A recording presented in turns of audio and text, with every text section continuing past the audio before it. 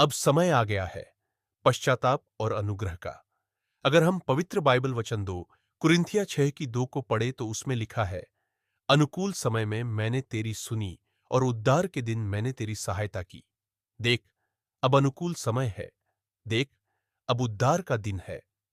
इस वचन के अनुसार परमेश्वर हमें पश्चाताप के लिए बुलाता है। मेरे प्रिय भाइयों और बहनों, परमेश्वर का प्रेम हमें दोषी ठहराने के लिए नहीं, बल्कि उद्धार देने के लिए है। परंतु उद्धार का मार्ग पश्चाताप से होकर जाता है। जब हम अपने पापों को पहचानते और स्वीकार करते हैं, तभी परमेश्वर का अनुग्रह हमारे जीवन में कार्य करता है। इसी अनुसार अगर हम एक यूहन्ना 1:9 को पढ़े, यदि हम अपने पापों को मान लें, तो वह विश्वास योग्य और धर्मी है कि हमारे पाप क्षमा करे और हमें सब अधर्म से शुद्ध करे। इस वचन के अनुसार अगर हम अपने पापों को छुपाएंगे तो हमारा मन अशुद्ध रहेगा और अशांत रहेगा, परंतु पाप स्वीकार करने से आत्मा को शांति मिलती है।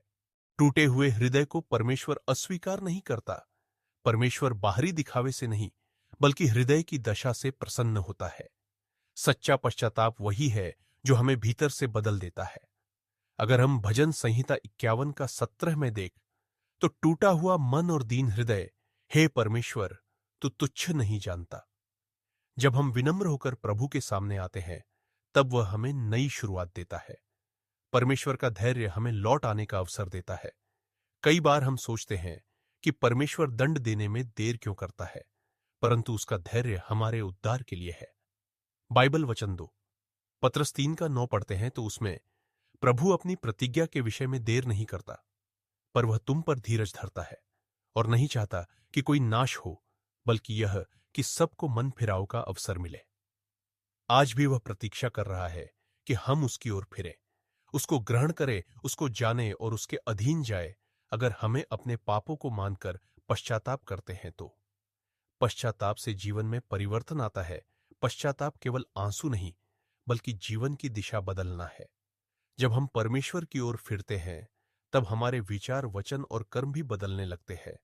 अगर हम नीति वचन 28:13 ग्रहण करें, तो जो अपने पापों को छुपाता है, उसका काम सफल नहीं होता, पर जो उन्हें मान लेता और छोड़ भी देता है, उस पर दया की जाती है।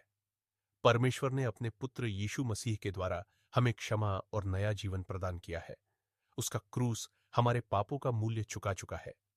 बाइबल रोमियो 5:8 परमेश्वर ने हमारे प्रति अपना प्रेम इससे प्रकट किया कि जब हम पापी ही थे, तब मसीह हमारे लिए मरा। मेरे प्यारे भाइयों और बहनों, अब समय आ गया है अपने जीवन को परमेश्वर के सामने लाने का, अपने पापों से फिरने का और उसके अनुग्रह को ग्रहण करने का। कल का भरोसा न करें, क्योंकि आज ही उद्धार का दिन है। आओ हम प्रार्थना करते हैं। हे प्रभु, हम अपने पापों को स्वीकार करते हैं। हमें क्षमा करें, हमारे हृदयों को शुद्ध करें और हमें अपने मार्गों पर चलने की सामर्थ्य दें।